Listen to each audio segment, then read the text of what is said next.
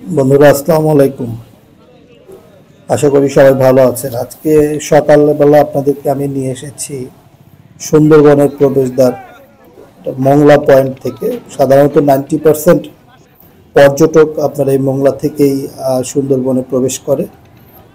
আপনারা দেখতে পাচ্ছেন এটা মংলা ফেরিঘাট।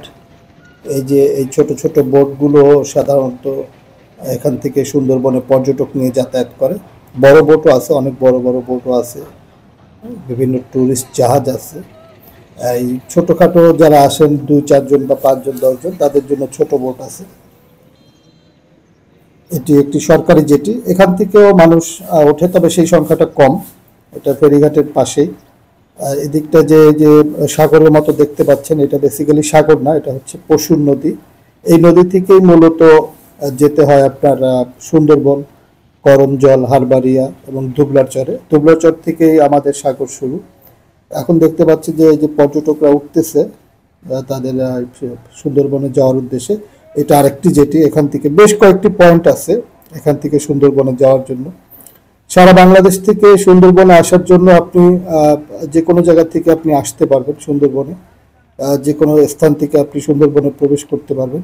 সবচেয়ে সহজ হচ্ছে ঢাকা এবং খুলনা থেকে সরাসরি গাড়ি সুন্দরবনে আসে এবং সারা বাংলাদেশ থেকে আসা যায়। আমরা দেখতে পাচ্ছি যে এখন যেটা এখানে একটি ট্যুরিস্ট পুলিশের একটি ফাঁড়ি এখানে আছে, সেই এটা। আর নানা রকম পসরা সাজিয়ে বসেছেন ট্যুরিস্টদের আগমন উপলক্ষে। সুন্দরবনের পাশে মংলার যারা ব্যবসায়ী আছেন এখানে, এই স্থানটির নাম মংলার স্থানীয় লোকজন এটাকে পিকনিক কর্নার হিসেবে চেনেন। ওনারা এই পিকনিক কর্নারের রাস্তার দুই ধারে এরকম নানান পসরা সাজিয়ে বসেছেন। অনেক ধরনের সুভেনিয়ার, অনেক শপ এখানে আপনারা পেয়ে যাবেন। কাউকে কিছু গিফট করতে চাইলে সেগুলো এখান থেকে কেনাকাটা করতে পারবেন।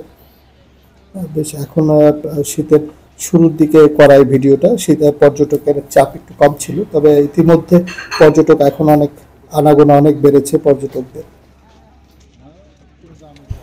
মংলা ঘাট থেকে বেসিক্যালি আপনি ইচ্ছা করলে সুন্দরবন, হারবেরিয়া, করমজল, তারপরে দুবলারচর এখানে যেতে পারবেন। বিভিন্ন স্থানের ভাড়া, বিভিন্ন লোকেশনের ভাড়া বিভিন্ন রকম।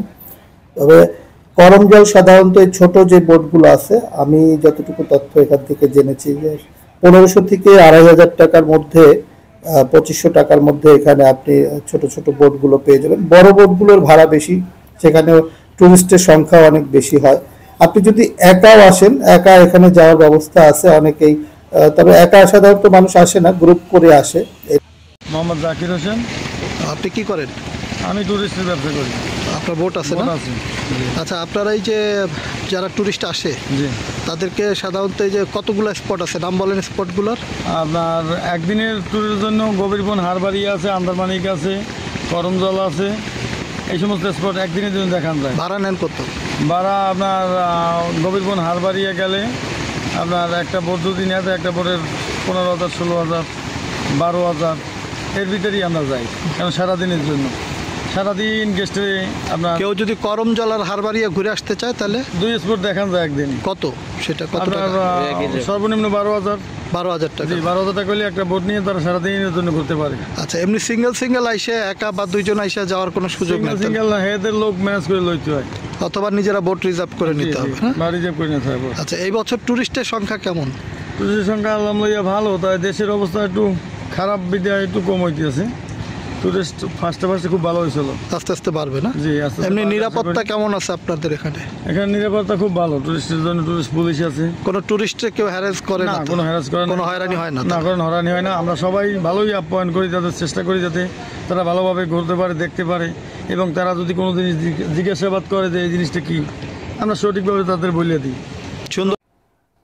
মংলা প্রান্ত থেকে যারা সুন্দরবনে যাবেন তারা সাধারণত মংলা এসে একটু দাম দর করে যাবেন, কারণ এরা অনেক নৌকার মাঝি আছেন, নৌকার মালিক আছেন, এরা অনেক অতিরিক্ত ভাড়া চায়। তো যারা এখানে থেকে সুন্দরবন যাবেন তারা একটু দাম দর করে যাওয়ার চেষ্টা করবেন। আর যাতায়াত ব্যবস্থা তো ভালো। আপনারা বেনাপোল যশোর থেকে ট্রেন আসে মংলায়, খুলনা থেকে সরাসরি গাড়ি আছে, ঢাকা থেকে সরাসরি গাড়ি আছে। ইনফ্যাক্ট সারা বাংলাদেশ থেকে আপনি আসতে পারবেন। এখানে বেশ কিছু হোটেল আছে থাকার জন্য, আপনারা ইচ্ছা করলে এখানে 2-4 দিন থাকতেও পারবেন। বিশ্বের অন্যতম ম্যানগ্রোভ বৃহৎ ম্যানগ্রোভ আমাদের এই সুন্দরবন, যার 65% বাংলাদেশে পড়েছে আমরা জানি, আর মাত্র 35% পড়েছে আপনার ভারতে। তো বন্ধুরা, ভিডিওটি দেখার জন্য ধন্যবাদ। আশা করি কিছুটা ইনফরমেশন আপনাদেরকে এই ছোট ভিডিওটা দিতে পারছি। আমার এই ভিডিওটা যদি ভালো লাগে দয়া করে সাবস্ক্রাইব করবেন, সঙ্গে থাকবেন। সবাইকে অনেক ধন্যবাদ। আসসালামু আলাইকুম।